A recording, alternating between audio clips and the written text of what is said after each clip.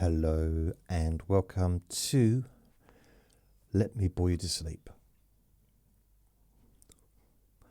My name's Jason Newland. Please only listen when you can safely close your eyes.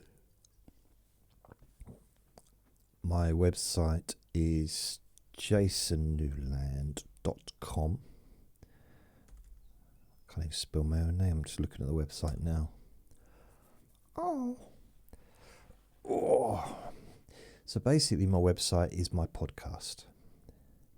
It's a very easy way to actually listen to my recordings.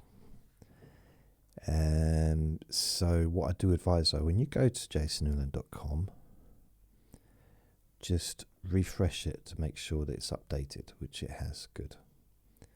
So yesterday's recording, a sunny day, was the 14th of January. So today, 15th of January 2025.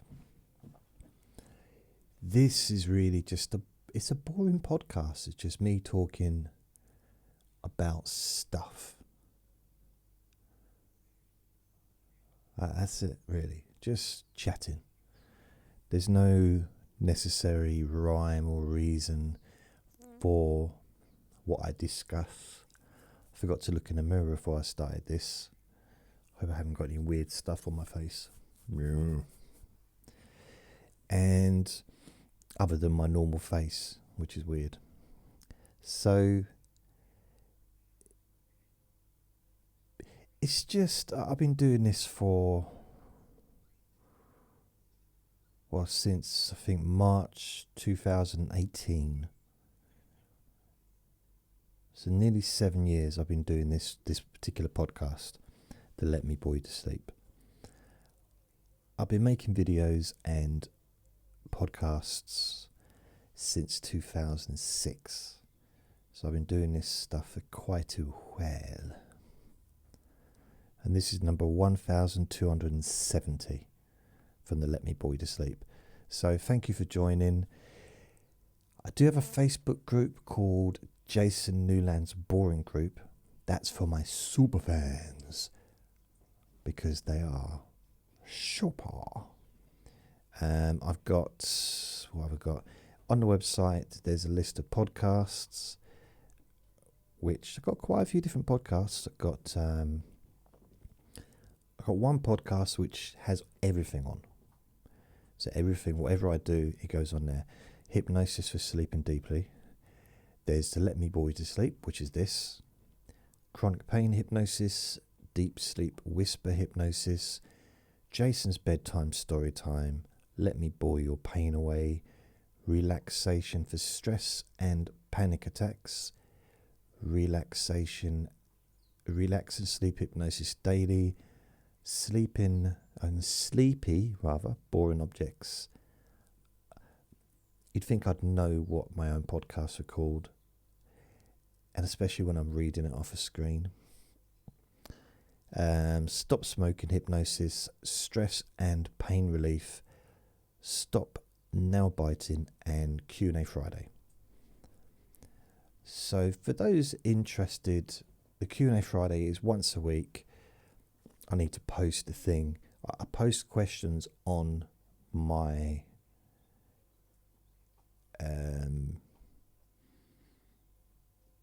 on the Facebook group, asking if there's any questions for Friday.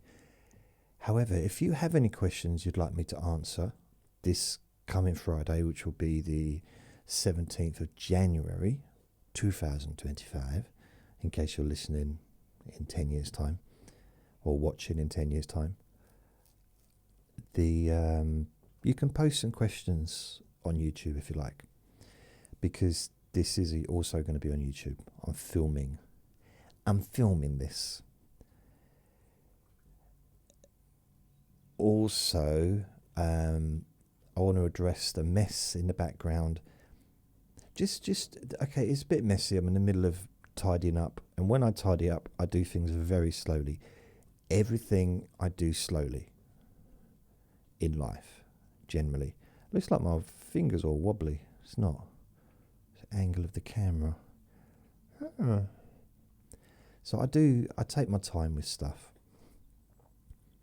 Although yesterday I did walk to the bus stop much quicker, I would say 4 times faster, maybe 4.5 times faster, maybe 3 times, but it was definitely faster than normal, my normal walking speed. Yeah, it's kind of roughly about a 10-minute walk, and I think I did it in about 8 minutes, maybe 7 and a bit minutes. I don't know exactly, but I got there. I caught the bus, and yeah, so I haven't tidied up everything yet. I'm in the process of doing so. So it will be done. Just takes a while, that's all. That's all. In the background on the wall near the bookcases, that's not mould, by the way. That's just the back. That was the back of the soundproofing that I removed. So over there, where my finger's pointing, that's soundproofing on the wall. There's also soundproofing all in front of me here, in front of the television, which is just there. And I removed the soundproofing from the wall ages ago to put into my... I can't even tell you this. To put into my garden shed that I had in my bedroom. Not the best decision I ever made, but not the worst either, to be fair. So I had a lot more of the soundproofing in this room, and when I took it off, when I got rid of the shed about 2 years later, the soundproofing was just destroyed because it just fell apart. But on this side of the wall, I've got strips of soundproofing with adhesive, and that works better. But unfortunately, they cost a bit too much. That the ones behind, I think they're just squares. I had to use kind of glue on each one, and yeah, it didn't quite work as well. But it left that residue on the wall, just in case anyone thinks it's mould. It's not mould. I don't have mould in my home. I have many things, but not mould. Used to have mould in my last place, but I lived in a basement. I like to call it the dungeon. It was underground. I think it's quite hard to not have mould in an underground spot, because you're literally underground. You know, the front of it was a hill. The back of it there's nothing at the side, like an alleyway, but initially it used to be, it was underground. I don't know if I can say the word underground anymore in this recording. It's a bit too many times, I think. Although last night I was watching Girls Aloud singing Underground. What was it? The songs of the it's the sounds of the underground. Do round and around. I like that song. The version they did, not the version I just did. I wouldn't have bought the version I just did. Not that I bought the version that they did either, to be fair. I didn't just... It was played a lot on the radio, and I never bought an album from Girls Aloud, but I did buy an album from Will Young, because he was on Pop Stars. So I bought his album, then I bought the second album, which is the best one, I think, between the two. I didn't really buy many of the albums. I'm talking about like these talent contests. I was a big fan of the X Factor for years and years and years, spanning over a decade. I'd watch it every time it was on, every Saturday night leading up to Christmas. starting in probably September time. I don't think once did I buy the album of The Winner. I don't think I did.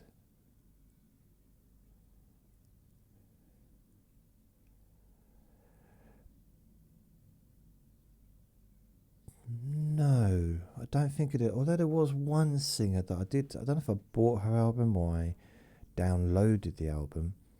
It was, oh, can't remember her name now. Cher Lloyd, and I liked her. So she didn't win. I don't think she won the X Factor. In fact, I don't know if she was on the X Factor. Yeah, it was, yeah. So and I think Cheryl Cole was her guide or her mentor. And I didn't realise until recently that after hearing Cheryl Cole sing, that Cher Lloyd was singing in the same kind of style as Cheryl Cole. I didn't realise that. 20 years later, I kind of, oh, wow. So yeah, Girls Aloud. Did I buy any of the albums? Did I buy any of the albums? I don't think I did. So my website, other than the podcast, there's also a link for playlists, which is really cool actually. I know, well, for me, all the different podcasts, if you click on them, it lets you find stuff a lot easier. For example, if you go to relaxation for stress and panic attacks, it's now broken into 50, a playlist of 50. 1 to 50, 51 to 100, up to 201 to 250. And click on whichever one you want, and then just 50 recordings, and it's easy. You can listen to them, you can download them, stream them on the website. And that's the same for all the different podcasts. I spent quite a lot of time putting this together.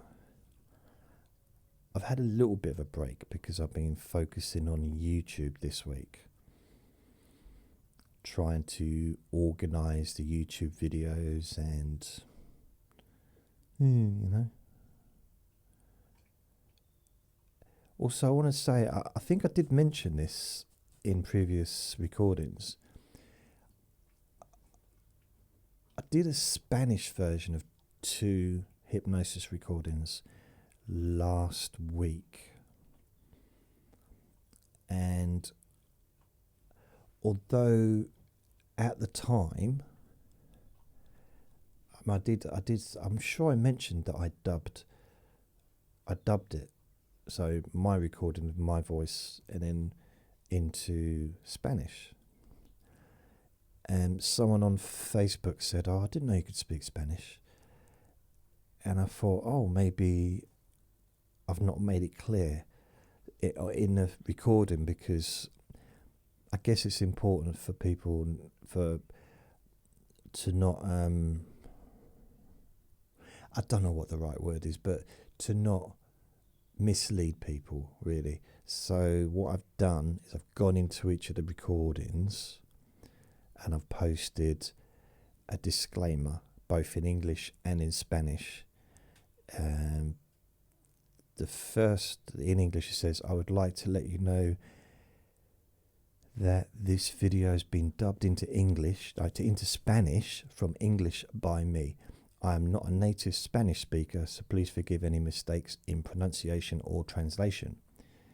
And the Spanish disclaimer, I don't know what it says because I'm not Spanish. I don't speak Spanish. So that just, I put that in both of the recordings, and I think it does the job. You know what I mean? This is the second day in a row that I have made videos of me. And I do wonder, should I be also making available a 10-hour version. Would that be useful to have both? I don't know. I know not what to do. The other thing I've got on the website is there's a link to the YouTube channel, which is my channel at Jason Newland. That's Finney in the background, if you want to watch him on video, cleaning himself.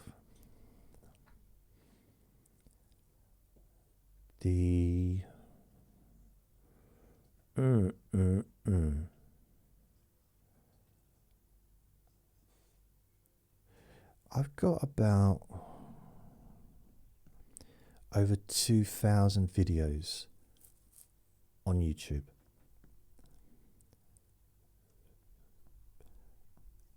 And there's a lot of the old stuff, old videos from like, I think there's some from 2007 on there. And although the YouTube channel is only, I think it's about 6 years old, there's stuff from previous YouTube channels, because I had a channel from 2007 onwards, and then I deleted that in about 2013, I think, maybe 2014. And I haven't got every video that I ever made, but there's quite a few. There's loads of Jason chats that I've lost. There's lots of hypnosis, not just videos, but also MP3s, like podcasts that I've lost. Hundreds and hundreds and hundreds over the years. But what I've tried to do is upload, last year, maybe the year before, tried to upload all the old stuff, so that going forward I just upload new stuff, just new recordings, which I do now. I haven't uploaded any old stuff for, last time I uploaded anything old, I'm just going down.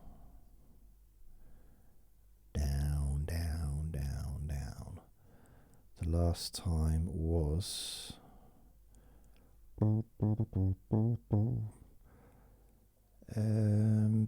okay, the 24th of September last year, 2024, and I got up to number 320 of the Let Me Boy to Sleeps. But then I decided to not do any more, because I think people would get, some people didn't like it because I kept uploading stuff, but I was trying to just get everything up to date, get everything on there, and it was hard to do that without annoying people that were subscribed. So I've not got all the Let Me Boy to Sleep on YouTube, but I have got them all on podcasts. The Let Me Boy to Sleep podcast, this that you're listening to now. But on the Let Me Boy to Sleep, according to this, I've got them in playlists.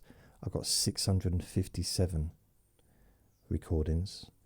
A lot of them are videos. A lot of them are just, audio with a picture.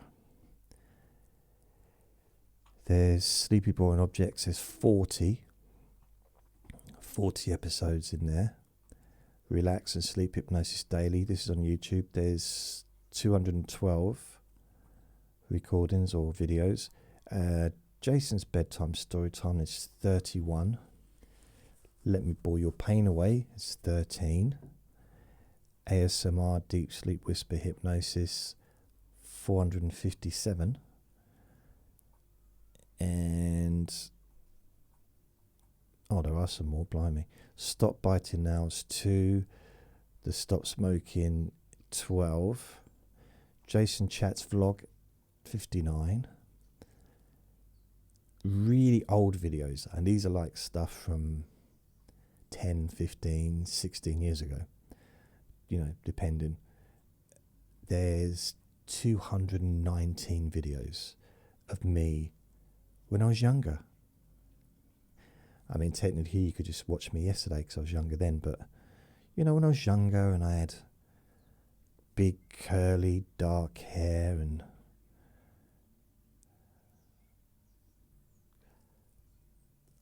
it's weird. It's like, you know, I don't recommend aging, really. So I do have hair. I mean, I don't have hair, but I do have hair. I shave it, but it's unfortunately you know what I mean? See, I've put on my phone do not disturb, right? Yeah, the doorbell is just come up that someone's at the front door. But I said do not disturb on my phone. So does that mean someone can phone me? It defeats the object. Because I put myself in flight mode, or whatever it is called, airplane mode. That's very weird. I don't know if there's someone at my door, or just someone delivering a package to a neighbour, because it goes off then as well. I don't think anyone's actually pressed the buzzer though. And when they do, Vinny normally hears it, because it does make a sound inside the flat as well.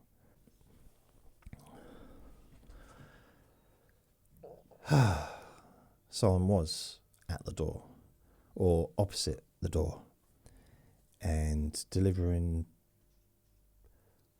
bins. You know those green waste bin things for recycling, like for food waste and stuff like that. They were delivering it to him, to the neighbour. I don't want them delivering anything to me because I don't keep rubbish in my flat. Apart from on the floor. So that's not rubbish. There's no food in here. Look at, if you see my belly, you'd understand. I don't waste food. It all goes in. I mean, it does leave eventually. Shall we move on? Okay, let's move on. I forget what I was talking about before he started barking. So, oh yeah, YouTube. That's it. I was talking about YouTube.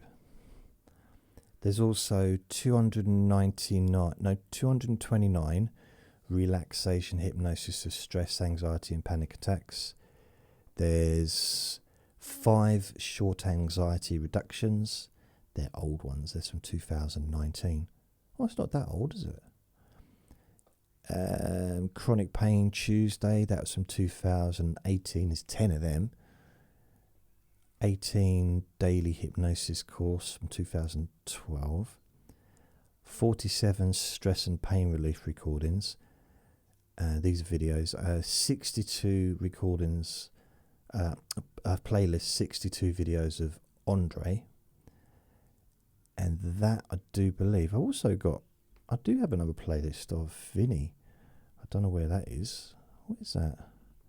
That's strange. Why is that hidden? It's hidden. I definitely do have a playlist for Vinny. How strange. Vinny, okay, Vinny Newland. There's 10 videos of him running around and stuff. So there's quite a few. I've also got, hypnosis for chemotherapy. There's 1 recording on there. Should be 2 videos actually.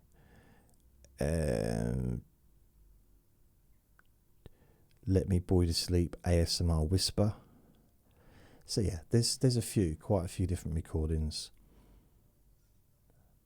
But I would definitely, if you want to have a laugh, if you want to have a really good laugh, visit my old stuff, really old videos. I'm going to click on there now. So if I look at the videos, analytics, has anybody actually, nope, 72 views of those videos. and there are, oh, that's just in the last 28 days. Okay, right. All time, lifetime, 73 probably. 918. Okay, so a few people have watched them, but not many. There's some just really old stuff on there, like really old. I'm just trying to think what the oldest one is. I think the oldest video I've got, because I can tell just by looking when they were. So this one was about 2000, and that was when I lived in, where did I live there? Yeah, I think this was, that was the room I lived in when I was at college. So that was between November 2007 till January or February, March 2011. So there's a few there. Hypnosis for chronic pain relief, that would have been probably about 2000 and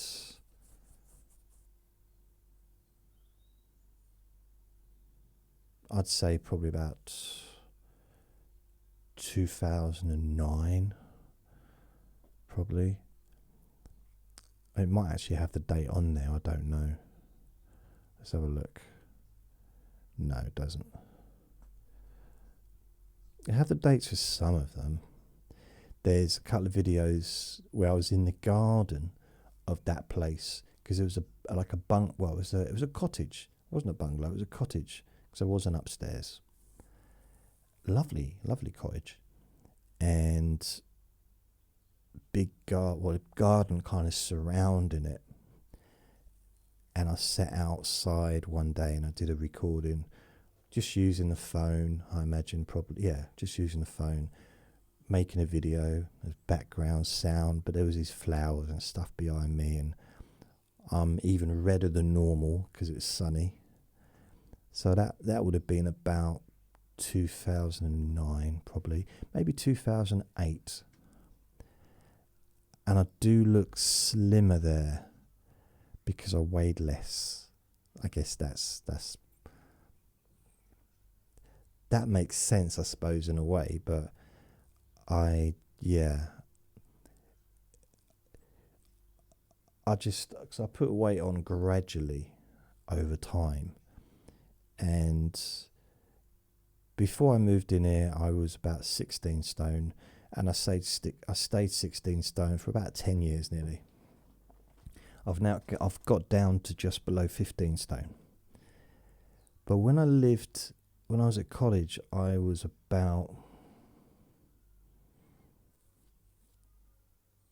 probably about 13 and a half, maybe 14. I think 14. I remember in 2010, or was it 2009? Might have been 2009. 7, 8, 9, 10. Yeah, 2009. I lose track. 2009, I think, roughly. 2010. I went to London. So I wasn't living in London anymore. So I went to London and I was at Liverpool Street Station, and I had omelette, chips and beans, a cheese omelette, chips and beans in one of the restaurant things upstairs on the right hand side. I don't know if it's still there. I always used to like to go over across the road. There was this diner, cafe place, which was pretty much next to the police station. I think not everyone knows there's a police station opposite Liverpool Street Station. It's not like really it's there, but I don't think everyone can't. I didn't know it was there. Well, I did know it was there because I just mentioned it, but I didn't. At one point, I didn't know it was there. It's only when a friend of mine phoned in made a phone call from outside Liverpool Street Station that caused the entire station to close and for everyone to evacuate. And then suddenly the police were surrounding the phone box. That's when I found out that the police were literally opposite.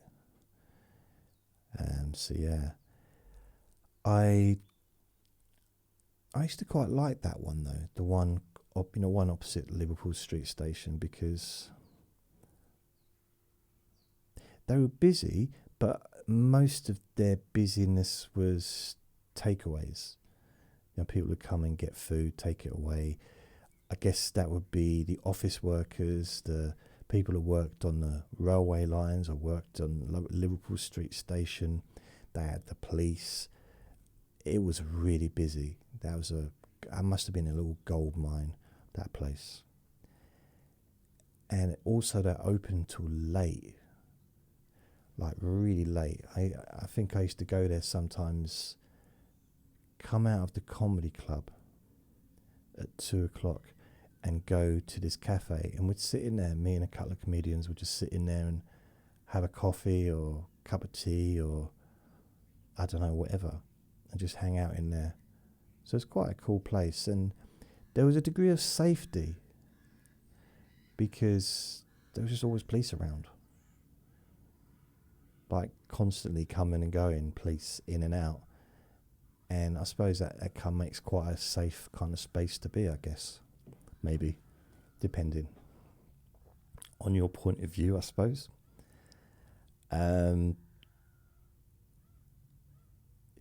Yeah, wow.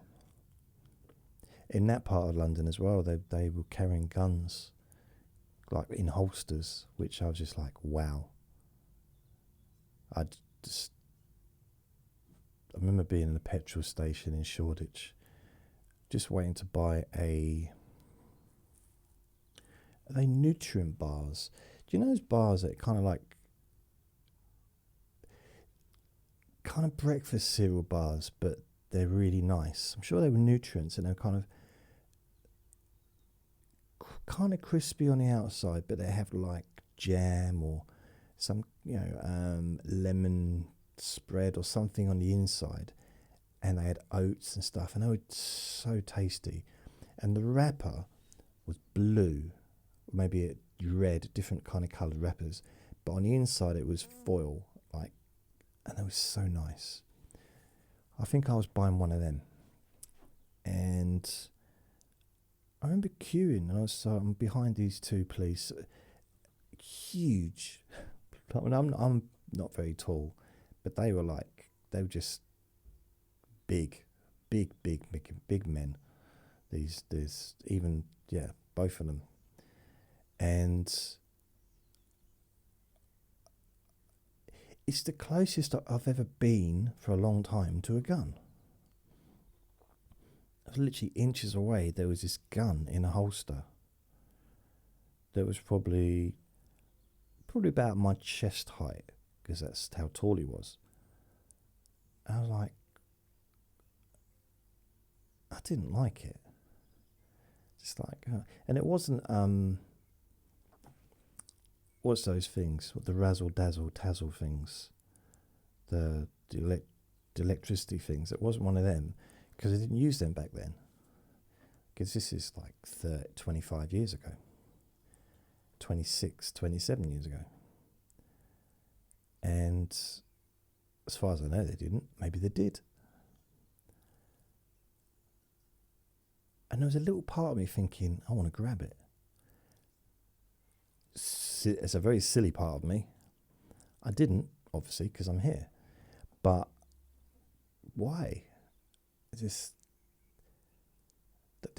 never really been a big fan of guns.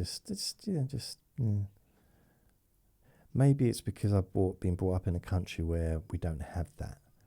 We don't really have sort of, guns isn't kind of a prevalent thing, and I don't know. But itchy bum. So I was in the restaurant upstairs from Liverpool Street Station, and a regular thing that I would do was weigh myself, and I've been doing that since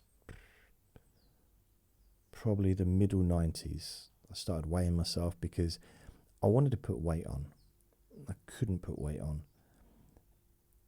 Just couldn't. It didn't matter what I did. Just couldn't seem to put weight on.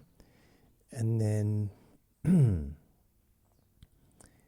1995, when I had turned 25, I was, or maybe just before my 25th birthday, around, maybe July, August time, I was put on antidepressants, and for the first time. And I put on about half a stone, and it was glorious. I loved it. And because I was so slim, half a stone both made me look bigger. I felt stronger, but also there's still not really any fat on me. My fat ratio would have been very, very small. Yeah, so I like that, and I thought, I can keep this going. I wonder if I can put more weight on. And then I went to Butlins and was eating 3 cooked meals a day for the first time in my life. I mean, I've never had 3 cooked meals a day, and I was having a pint of milk with each one. So I was having a cooked breakfast, cooked lunch, cooked dinner, as well as eating other stuff between as well as drinking in the evening, drinking alcohol and stuff. And I put weight on. And it was great because I needed to have more weight on me because I was just so slim, even with the extra half a stone. So I probably put on another half a stone. At this point, I'd stopped taking the medication. So my metabolism hadn't slowed down. I don't know, I think the medication slowed down on my metabolism. But once I stopped taking them, my metabolism sort of started going up again. But because I was eating so much and drinking so much during the period, it's only for about five weeks or something leading up to Christmas, I put weight on. Well, it still wasn't big, but I just did put weight on, and it was nice.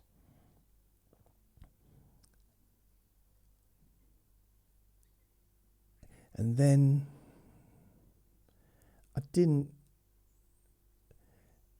it's like my weight seemed to go down a bit. So I was still really slim, still didn't really have much, still slim. But I wasn't like super skinny anymore, but I was still slim. Still slim waist, and just had a bit more, just a bit more of something, I don't know what. My bum was bigger, that's basically it. And so now as a security guard, I seemed to put on a little bit of weight during that period because I was sitting on my bum for 12 hours a day, 6 days a week for quite a few months. So I did put some weight on. I was very minimal exercise, wasn't doing a lot of walking or anything. But then when I stopped doing that, I did lose that weight. I kind of went back down to like my normal weight. Also, because I wasn't eating much. Because I'd lost my job. And I wasn't able, I couldn't eat as much. So I lost weight a bit. And then in 1997 rather, I I still wasn't eating much. But when I did eat, I just didn't put on weight. I just couldn't. I couldn't seem to get over the 10 stone mark. 10 stone seemed to be my limit. And I couldn't figure it out. Like, why can't I? Can you imagine this head on a 10 stone body? I was walking around, I was like, it was just ridiculous. But I needed to put weight on, but I just couldn't. And then in 1999, I started working out. I was still going to the gym in 96, 97, 98, 99. So I was still going around the gym doing some weights and stuff. I had a punch bag in there, and I decided to really sort of go for it and try and get a bit muscular, a bit more muscular, which seemed to work. But again, I was just super slim. And I was embarrassed. I was always embarrassed of being too slim. Hard to believe, really, if you could see me now. And those that are watching the video, like, oh, I can see you. Yeah, up to my chest. You can't see the big, massive blubber that's, falling on the floor from my belly. But, I hide that on I'm not quite that bad, but yeah. And spandex, that's the secret. No, I saw this video of someone, and they was wearing, literally, they looked slim with spandex on, and as soon as they took the spandex off, it's like, that stuff is magic. What they need to do is create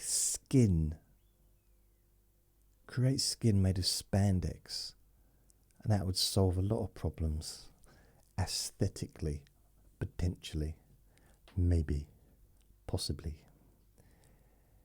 And what was it, in 2000 I stopped smoking. Well, 1999 December, I stopped smoking. I'm going to click my fingers. Literally, it was just something changed, and my weight went up, and I put on about a stone, probably in less than a month. And I ended up getting to about 12 stone. Yeah, in about 3 or 4 months, I was up to about 12 stone.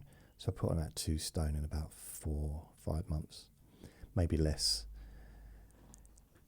And it wasn't all muscle. And the weird thing about it, even though I'd put on weight before, something changed that I'd never noticed before. So there was this point where me and the manager of the comedy club, we needed to get a birthday cake for a table that was celebrating a birthday, but they'd run out they didn't have any birthday cakes. They'd just run out of them. So we went to the petrol station to see if we could get a birthday cake. And she grabs my hand and says, "Come on, let's run." So I'm running. And I had to stop. Not because I was out of breath, because I wasn't. It's because I was laughing, and she didn't know why. And she said, "Why are you laughing?" And I said, "Because in my whole life, 30 years, not once have I ever experienced this feeling." She said, "What?" I said, "I've never experienced the feeling of my belly wobbling. Never. The first 30 years of my life, I was slim. Even no matter what weight I put on, I was always slim. Slim waist, muscular, but there was no fat on my waistline of any consequence. And I ran and my belly wobbled. My boobies did probably too, but I was focusing on my belly and I couldn't believe it. I was like, wow, what a weird feeling. And couldn't believe we got back to the comedy club. She told everyone. They thought it was funny. So, what I did discover though is, no, I didn't, because that was afterwards. Yeah. I was going to say I did lose that weight, but which I did. I lost it in 2004. I got down to 11.5 stone from about 13, maybe 13 stone probably, and I was slim. I didn't have any muscle. I didn't have any fat on me. But that was a year of being a vegetarian. That was a year of pretty much no chocolates or cakes or biscuits. Exercising every day, as well as doing Wing Chun Kung Fu as well. I was definitely working out, and I didn't have any alcohol that year. So I lived quite a healthy-ish kind of life-ish for a year. And I got down to 11.5 stone, which ironically, a few years earlier, would have been a dream to be 11.5 stone, because I could never budge above 10.5. No, 10 even. I mean, I was 8.5 stone when I left school at 15. I mean, that's the size of a 10-year-old or 11, 12-year-old. 8.5 stone is very small weight-wise, and it's definitely not the right height for someone of my height, because you can't tell it, but I'm actually 6'9".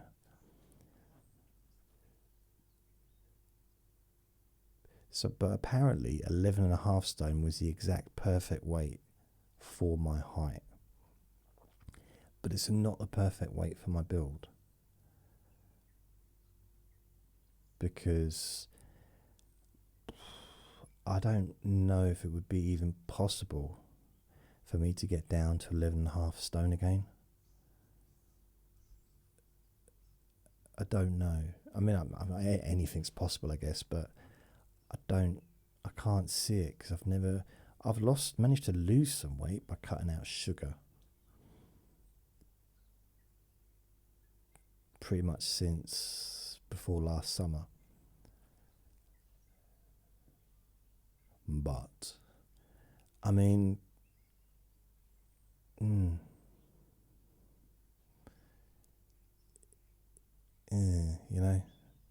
that's a lot of, I don't know if I could.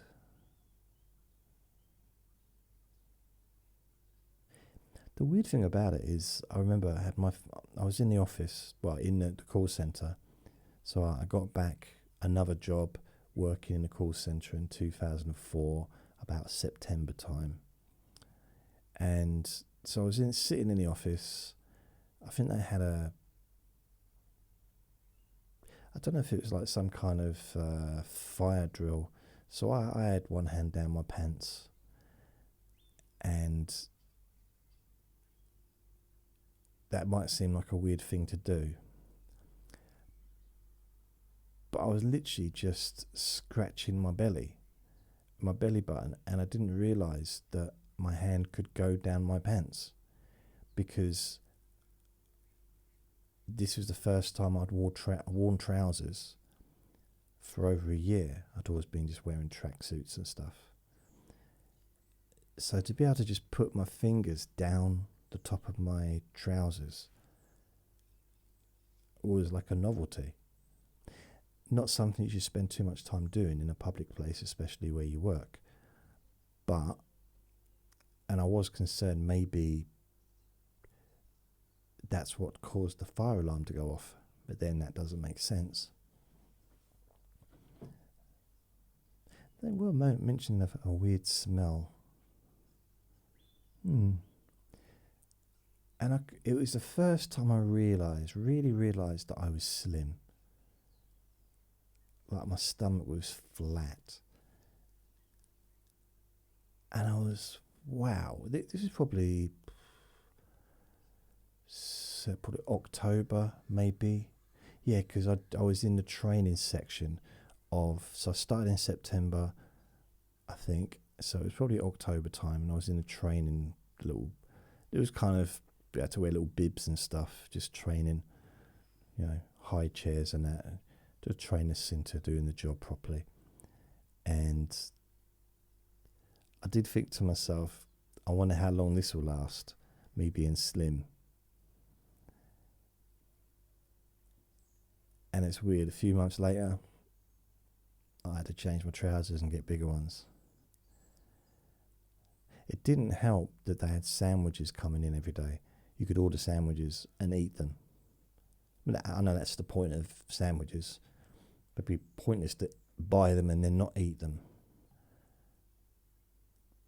Does that need saying? I don't know. But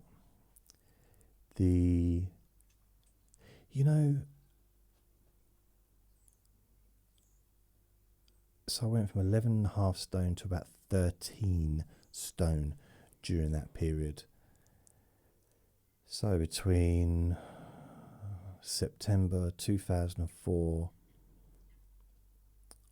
all the way up to 2007, I was about 13, maybe over 13, maybe 13 and a half, maybe. And then in about 2009, maybe 2008, I was boxing. I was going to boxing twice a week. So I started to lose a bit of weight, started to put on, get a bit more toned up and that. But then it turned out that I wasn't losing weight. I kind of felt I was losing weight to start with, then I put more weight on, but I'm going to pretend that it was muscle. And then, I think I was about 13.5 stone, but I felt strong. In 2009, I think it was 2009, it might have been 2010, I was going up to London. As I said, I was in Liverpool Street Station, and I weighed myself. But I didn't weigh myself till after I'd eaten. So I had an omelette, chips and beans, probably 2 slices of bread or a roll, and a can of Coke or something. And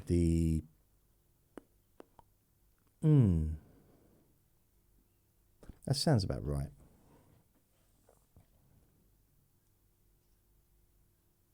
Yeah.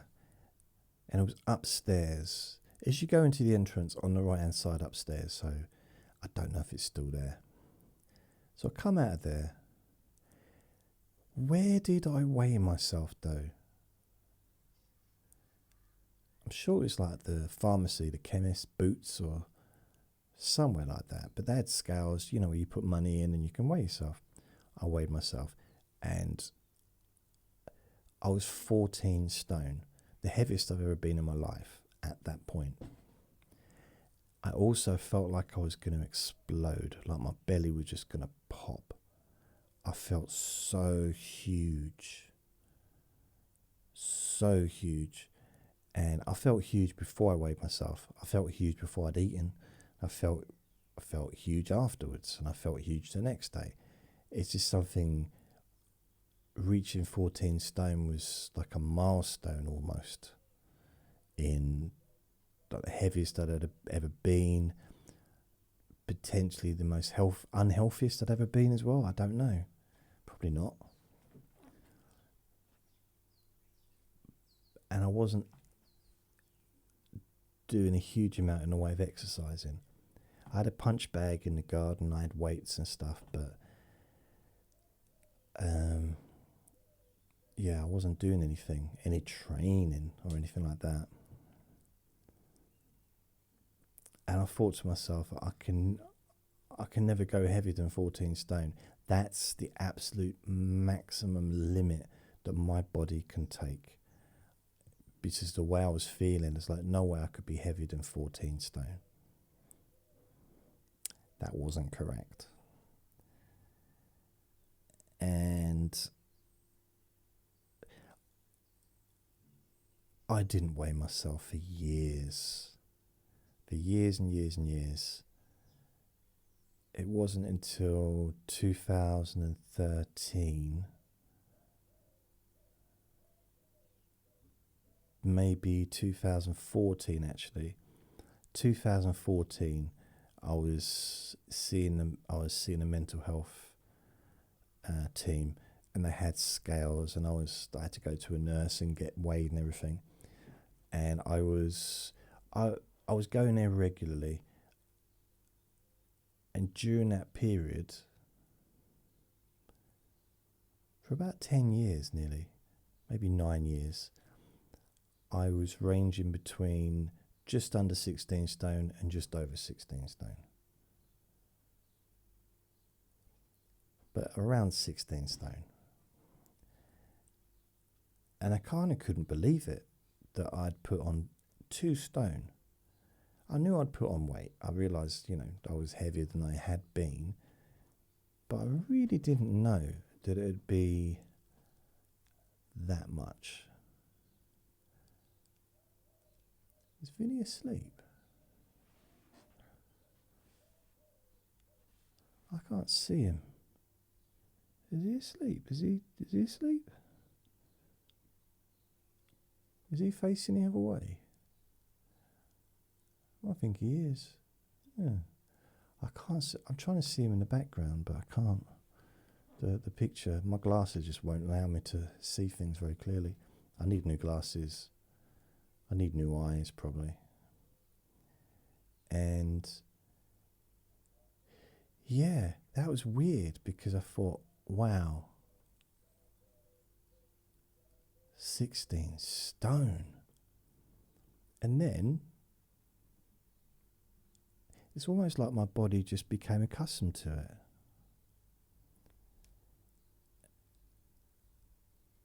And then I was told I needed to lose weight, and I did. So I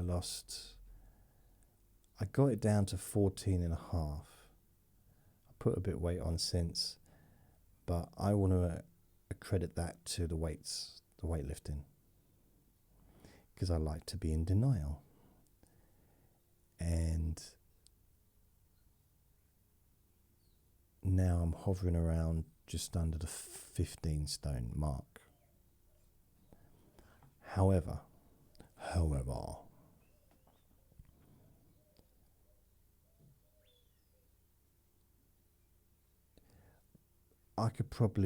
I think if I really went full throttle, exercising a bit more thoroughly, maybe going to a gym instead of working out at home, because the good thing about working out at home is I can take it easy on myself.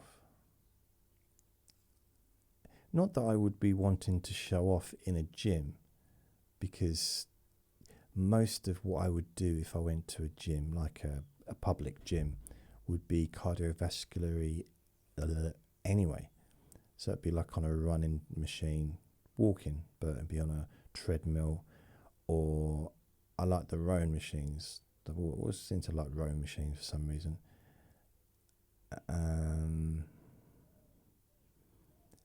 A few weights, but I never do free weights I used to when I was a kid, but I would never do free weights in a gym, because they're generally hogged by the younger people, and I can't compete with them because they're just young and stronger. So I'd rather just use the machines. And when you've got a bunch of lads all trying to outdo each other by adding weights on, and they're all taking notice of the amount of weight that each has got, and then there's me struggling to lift the bar on its own. Yeah, So I don't want that filmed and put on the internet.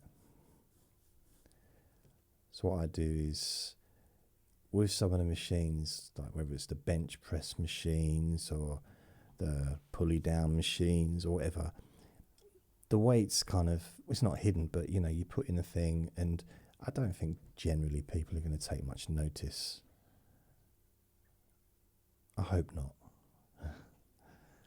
Although I remember when I lived at the YMCA years ago, I had this studio flat thing. There was a gym down there, and I went in there fairly regularly. And, you know, I was trying to improve my weights and everything. And this bloke came in. He wasn't particularly big.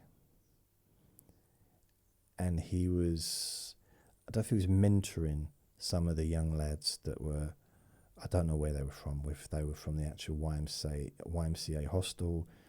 I don't really know. But he was mentoring them, and he was taking them around the gym. And he was literally showing them how to use equipment. And I was watching him. He was on the heaviest weight for nearly all of them.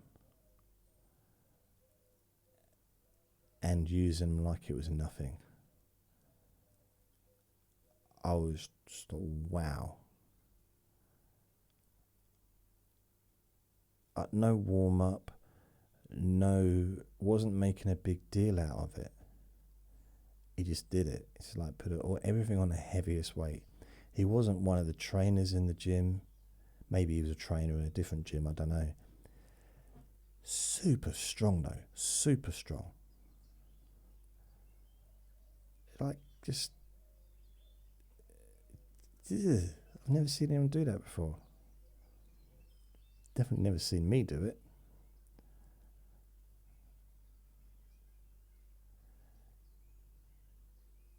I used to go on an exercise bike. I've actually got an exercise bike myself. But there's something about bicycles now. I'm not a big fan of bicycle saddles. I'm not saying I ever was.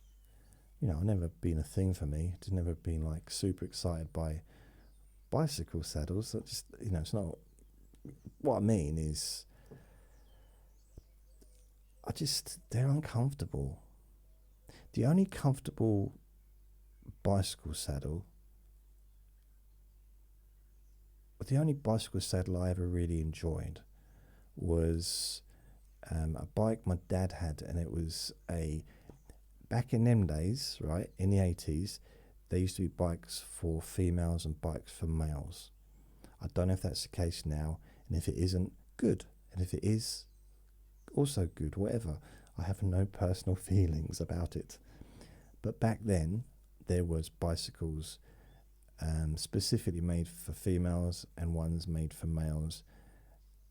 And the ones for females didn't have a crossbar, so you could get on, you can get over it easily. For me, it was the wrong way round. It's the males that really shouldn't have had the cross. Is it a crossbar? Or am I thinking of the handlebar? It basically goes across where the seat is.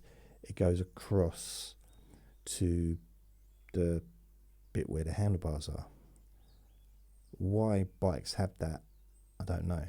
But the boys, the male bikes did. The females didn't, and it just went down, and you could step over really easily.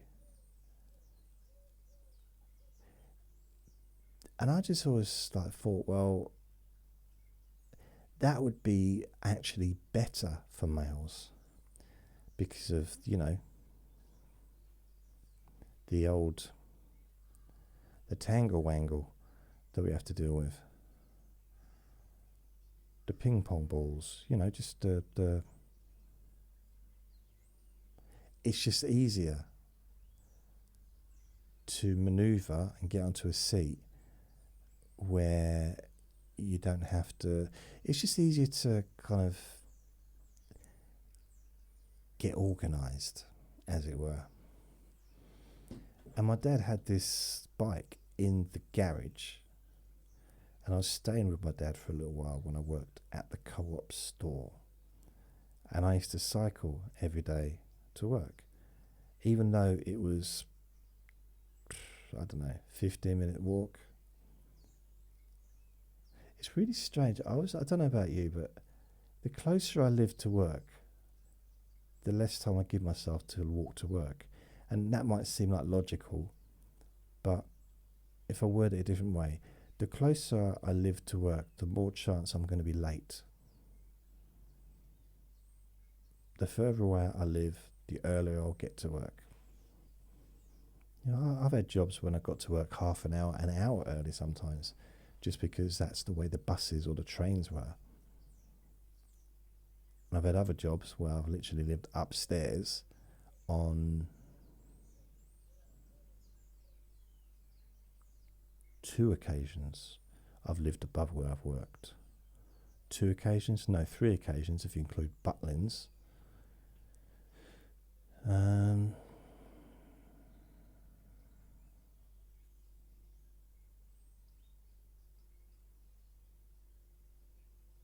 Yeah.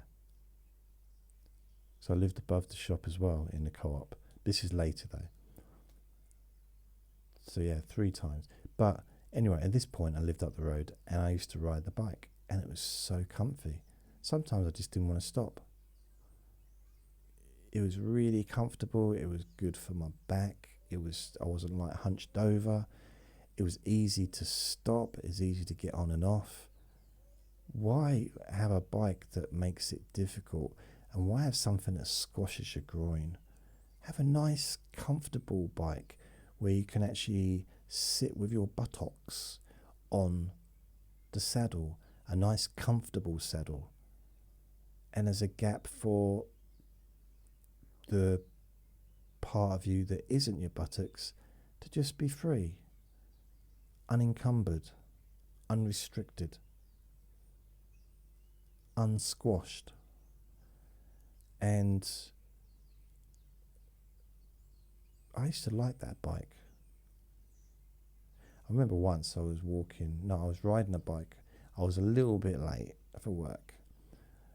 So this is like, I don't know, do we have to be there about 8:30?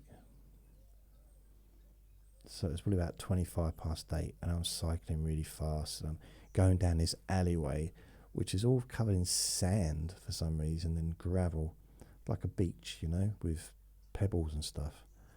Maybe it was a beach. No wonder my bike kept getting wet. No, it wasn't a beach. Anyway, I'm going too fast and this car is ahead of me. It stops and I didn't really see it until it was too late and I smash into the back of the car and I think, oh, whoops. At this point, I was 17 at the time and I went right the way over onto the back of the car. I just laid there. Now, I did like a body scan and I realised I was fine. But I was very concerned because I think it was like a BMW or a Mercedes. It was a nice car. So I just basically rammed him and I landed on his back. I'm just lying there. And I'm thinking, how am I going to get out of this? Because I was very worried about what was going to happen next. And he got out of the car. He was more concerned about me than he was about his car. And he helped me off. He said, "Are you okay?" I said, I don't know. I don't know. I'm not sure. I'm not sure. What about your car? He said, don't worry about the car. Car's fine. I said, yeah, I'm all right then, thanks. I'm fine, thanks, cheers. And I start doing a little dance. I think you need to pick your moments. Dancing isn't always the suitable reaction, the correct maneuver. It took me a while to understand that, to realise that. I haven't done it since, well, I don't want to talk about funerals, but yeah, it was inappropriate and I learned not to do that anymore. Yeah. I knew someone I lived with and he used to do that sometimes. Could never read the room. He'd just walk in and just start dancing and we'd be in the middle of talking about something very serious And they just walk in and start like doing the moonwalk. Like, why? And I said, why does he keep doing that? And my friend said, well, he's Michael Jackson. I think he's allowed to do what he wants in his own home. Plus, he did invent the moonwalk. I said, I don't think he did. That there's actually film footage, I'm pretty sure, of Fred Astaire doing a similar. It might not be Fred Astaire. Maybe it was, what's his name? There was another really famous dancer around the Fred Astaire era, Gene Kelly. I'm pretty sure Gene Kelly did a moonwalk type of dance. And he said, I don't think you're getting the point. The point is, it's Michael's home. I said, it's weird, isn't it? You call him Michael, but I call him Mikey. I think perhaps me and him are closer than you are. And he said, why do you have to say stuff like that when we both know that this is just made up? I said, well, I don't know, it just seems like the right thing to do.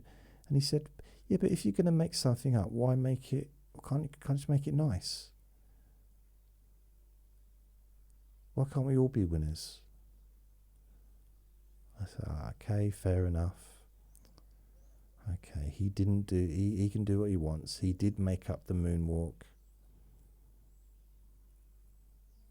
and everything else. So yeah, I put some weight on anyway. So I've got my weight down to, I'm trying to feel what I was actually talking about. Oh yeah, on my website there are quite a few different podcasts. If you listen on different places like Podbean or Apple Podcasts or Spotify or Amazon Music, Audible, Castbox, Player FM, Podcast Republic, Luminary, Podfriend, Podchaser, Podverse, Castbox, Podcast Index, Player FM, whatever. The links are all on there on my website in the menu. So you can click on those and it'll take you to a list of my websites and where you can find them. A lot of work put into this. A lot of work indeed, my friend. Lots and lots of work. You know, I'm feeling I could eat. But I've just eaten not long ago. But I also feel like I could still eat something. I don't know why. Anyway, I'm going to go, so thank you for listening. It's been quite a dull day today. It had clearly been raining earlier, but when I went out it wasn't raining. I just hope it doesn't rain when I have to go out later, because then I get wet. Although there's no wind, so I can use my brolly. Oh, I got a new brolly a few weeks back, because I lent my brolly out to a neighbour and I never got it back. So I got myself a new one. It's not as good as the one I had before, I don't think, but it's okay. It's still like a walking stick kind of brolly, which is what I wanted. Like a walking stick handle, and you know, so it's good. A pointy end as well, so that's kind of does the job. But